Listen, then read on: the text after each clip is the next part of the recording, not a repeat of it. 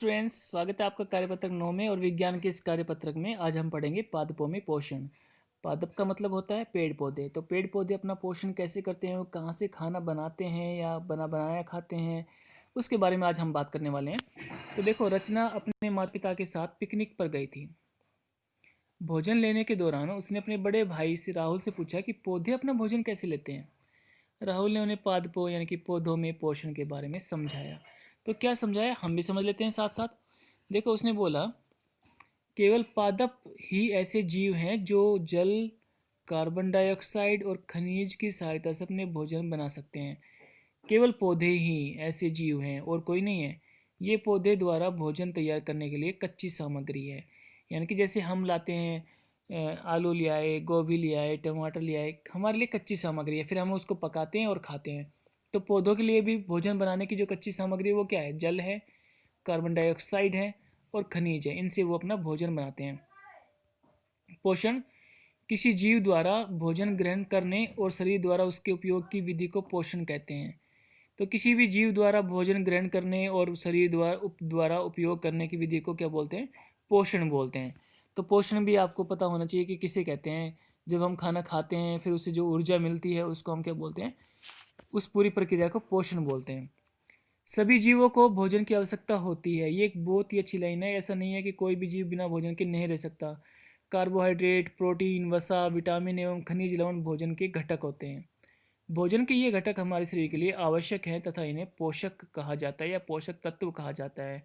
तो बच्चों, carbohydrate, protein, वसा, विटामिन एवं खनिज लवण आपके भोजन में शामिल होने चाहिए, और क्योंकि ये जरूरी पोषक तत्व हैं। अगर आपने ये नहीं लिए तो इसका मतलब आपके शरीर में सभी पोषक तत्व नहीं पहुँचे हैं। तो ध्यान रखें, जो भी आप खा रहे हैं उनके अंदर ये सभी पोषक तत्व होना जरूरी है। अब हम बात करते हैं कि पोषण कितने प्रकार का होता है। एक होता है स्वपोषी पोषण और एक होता है विषम पोषी पोषण।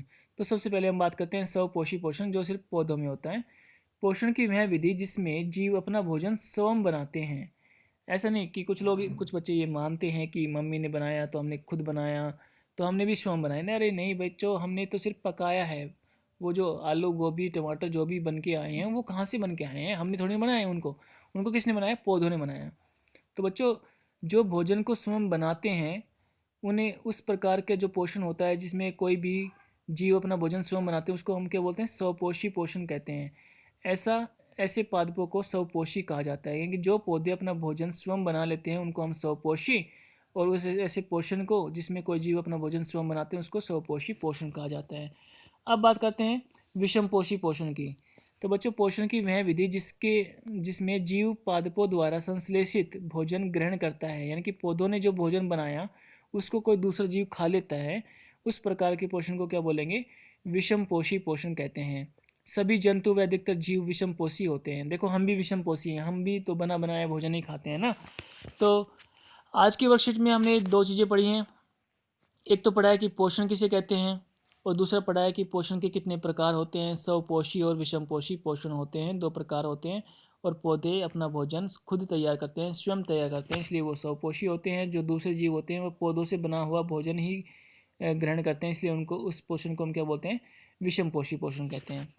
तो क्वेश्चन अब हमारे सामने है, पौधे द्वारा भोजन तैयार करने के लिए कच्ची सामग्री कौन कौन सी है? तो वो कौन कौन सी है हमारे पास में? तीन कच्ची सामग्री के नाम यहाँ पर लिखे हुए हैं। एक तो है हमारे पास में जल, दूसरा है कार्बन डाइऑक्साइड और तीसरा है खनिज। ये कच्ची सामग्री पौधे इस्तेमाल करते हैं अपना खाना बनाने के लिए। यहाँ से आप इसका आंसर लिख सकते हैं। दूसरा क्वेश्चन है कि पोषण किसे कहते हैं? तो इसका भी हम जवाब दे सकते हैं। कहाँ से? यहाँ से। इसमें लिखा हुआ है साफ साफ कि पोषण किसे कहते हैं? किसी जीव द्वारा भोजन ग्रहण करने और शरीर द्वारा उसके उपयोग की विधि को पोषण कहते हैं। तो बच्चों, एक लाइन यहाँ से आपको लिख देनी है।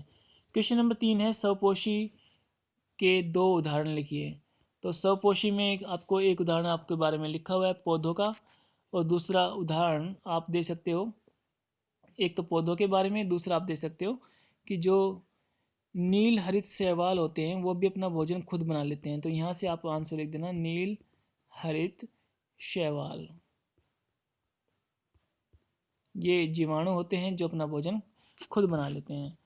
इसके बाद में क्वेश्चन नंबर 3 पूछा गया है, 4 पूछा गया है आपसे, विषम पोषी के दो उदाहरण लिखिए। तो विषम पोषी में यहाँ से आप कोई भी दो उदाहरण मनुष्य का उदाहरण भी जरूर देना, मानव का। चौथा उदाहरण मैंने आपको यहाँ बता दिया, 3 उदाहरण यहाँ दिए हुए हैं, तो विषम पोषी उदाहरण भी आप यहाँ से दे सकते हैं।